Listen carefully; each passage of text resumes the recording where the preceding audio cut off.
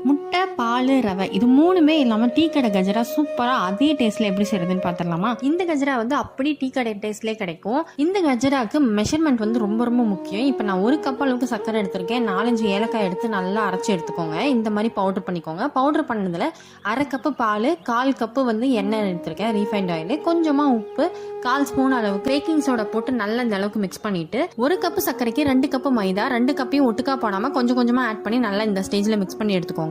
இப்போ 1 ஸ்பூன் அளவுக்கு இல்லைன்னா 1.5 ஸ்பூன் அளவுக்கு அரிசி மாவு சேர்த்துக்கோங்க. இது வந்து பச்சரிசி மாவு. நல்லா மிக்ஸ் பண்ணி ஒரு 2 மணி நேரத்துக்கு ஊற வச்சுக்கோங்க. இப்போ 2 மணி நேரம் ஆயிடுச்சு, நல்லா ஊறி வந்துருச்சு. கையில் கொஞ்சமாக தண்ணி நினச்சிட்டு இந்த மாதிரி குட்டி குட்டி பால்ஸாக எடுத்து தனி எண்ணெயில் போட்டு பொரிச்சிங்க அப்படின்னா சூப்பரான கஜரா வந்து ரெடி ஆயிரும். இது கண்டிப்பாக ட்ரை பண்ணி பாருங்க. டேஸ்ட் வந்து அப்படியே டீ கடையில் கிடைக்கிற மாதிரியே இருக்கும். இந்த கஜராவோட லாங் வீடியோ வந்து கீழே கொடுத்துருக்கேன், அதை மறக்காம செக் பண்ணி பாருங்க. சீக்கிரமாவே நான் வந்துட்டு கோதுமையில செஞ்சு காட்டுறேன் இது எப்படி செய்யலாம்னு சொல்லிட்டு. அதே மாதிரி முட்டை யூஸ் பண்ணி செய்யலாம், அதையும் சீக்கிரமா அப்லோட் பண்ணுறேன். இன்னொரு வீடியோல பார்க்கலாம். பாய்.